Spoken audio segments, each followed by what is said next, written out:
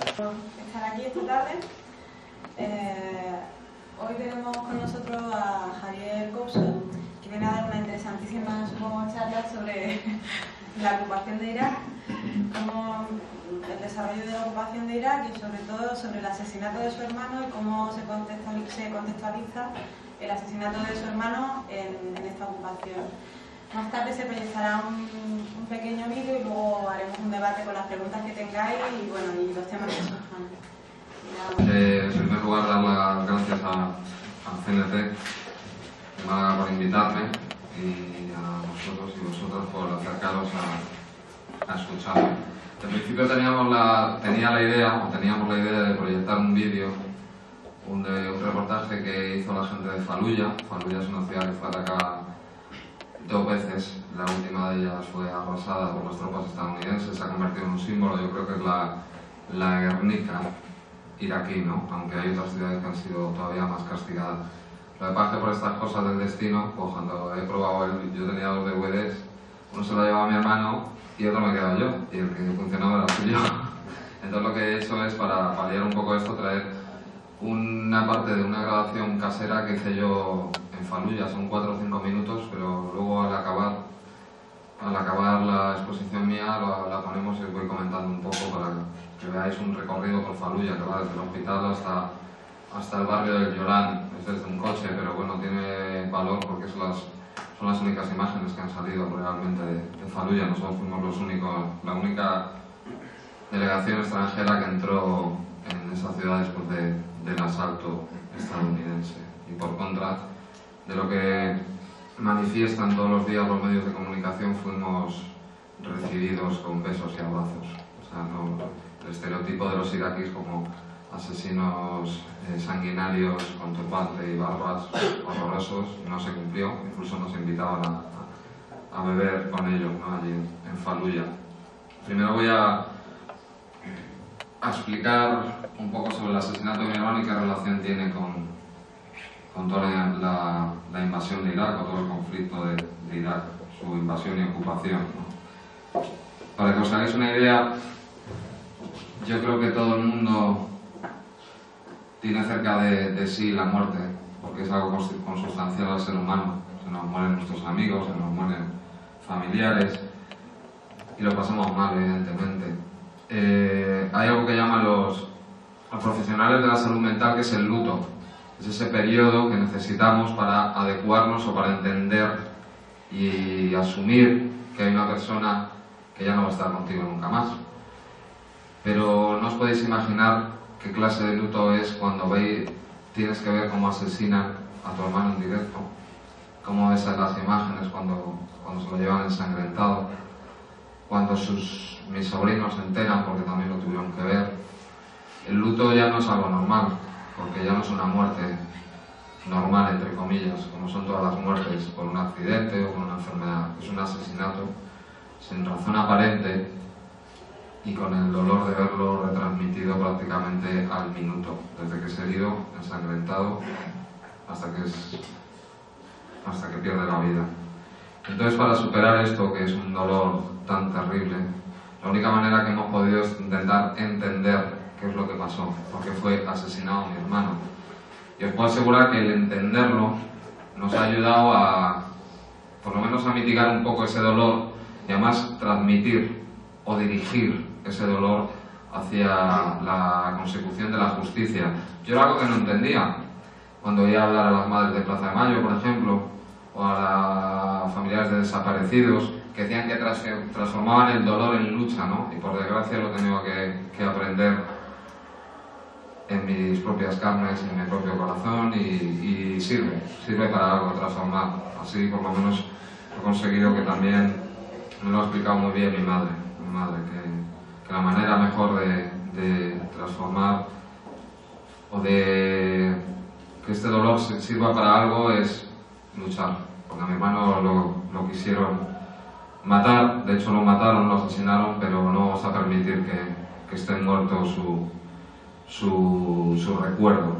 Nosotros hemos hecho un gran esfuerzo de investigación, nos hemos desplegado, no hemos parado, además en todos los ámbitos, desde el ámbito sociológico, histórico de Irak, desde el ámbito militar, las circunstancias que condujeron pues al asesinato de mi hermano.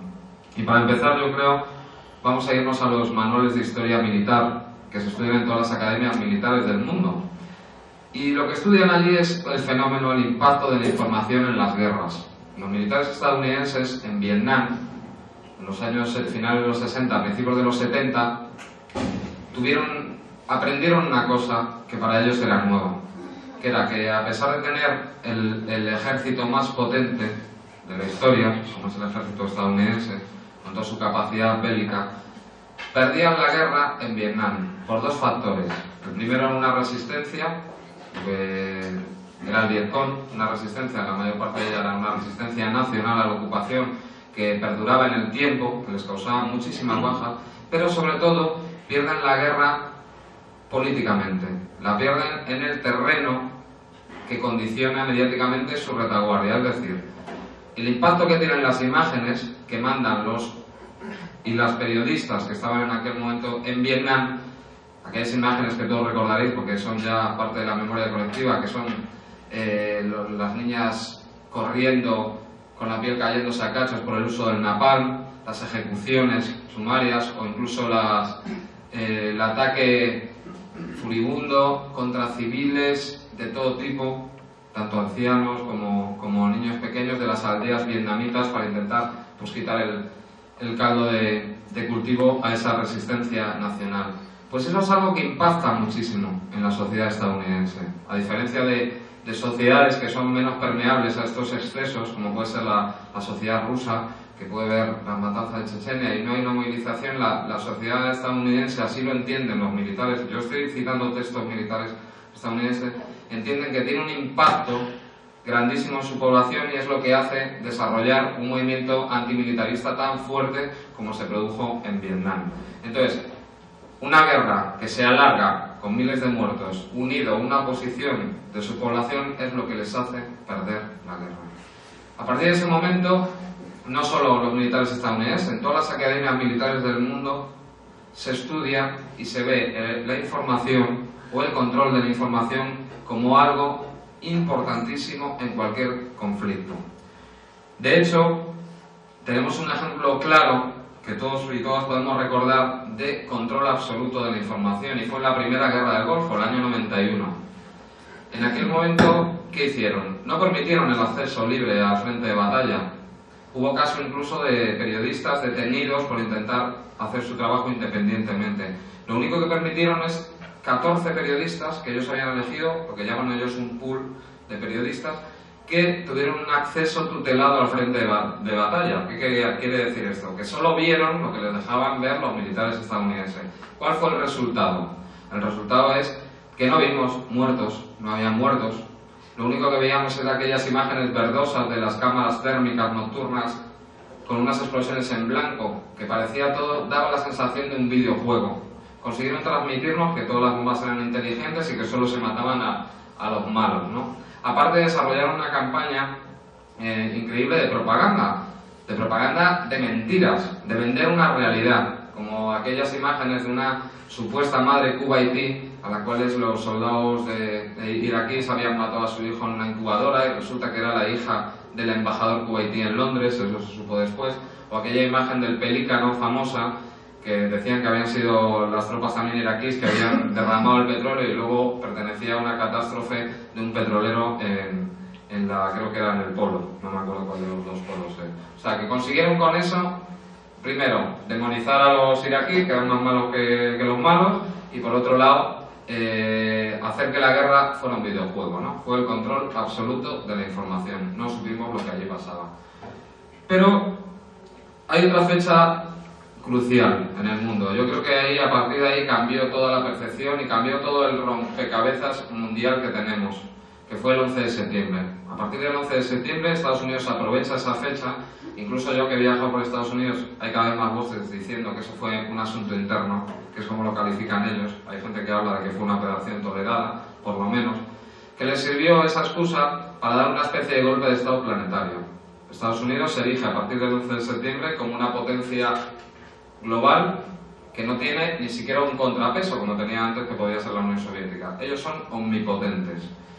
Y plantean una expansión por el mundo de control absoluto a partir del eufemismo llamado de la guerra contra el terror. Además han aprovechado no solo para dominar otros países e intervenir donde les dé la gana, ya tienen la coartada, que fue el 11 de septiembre, pero además internamente han derogado leyes y han vulnerado derechos continuamente. Hay una ley famosa que se llama la ley patriótica, la Patriotad o Acta Patriótica, por la cual te pueden perseguir solo por sospechar que eres antiamericano.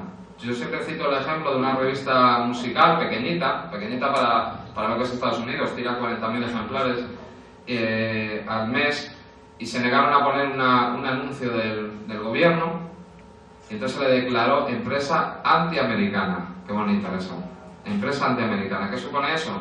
No tienen ninguna subvención, no tienen ayudas para el papel, y aparte reciben continuamente la visita de gente del FBI, porque son sospechosos por no participar en el esfuerzo patriótico, ¿no? Eso es lo que ha llevado el 11 de septiembre, ¿no? Lo que pasa es que es diferente, porque cuando comienzan esta batalla que ellos llaman guerra contra el terror, con las invasiones de Afganistán sobre todo, y después Irak, hay algo diferente al año 91, que es la emergencia de canales árabes, como Al Jazeera o Al Arabiya o Abu Dhabi Televisión, que yo no digo que sean mejores que los suyos, pero son cadenas generalistas de noticias 24 horas al modelo de la CNN, pero que cuentan las cosas desde el lado árabe. Quiere decir que la voz no sé cómo será, o lo que cuentan sus comentaristas, pero las imágenes no son en el caso de la intifada, son dentro de los que están tirando las piedras. Dentro, cuando se invade Afganistán, las cámaras de Al Jazeera están del lado de los afganos, y es algo que no interesa, porque les rompe ese intento de control informativo que quería llevar el Pentágono hasta ahora. De hecho, es en Kabul, en la invasión de Afganistán, empiezan los problemas para Al Jazeera al ser bombardeada la cadena. No hubo ni un solo protesta por parte de los periodistas occidentales, ni de ninguna asociación de periodistas internacional, ni nada.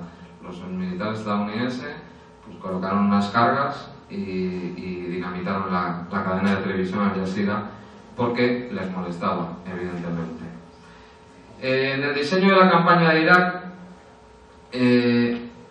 lo hacen pensándoselo mucho, lo diseñan muy bien.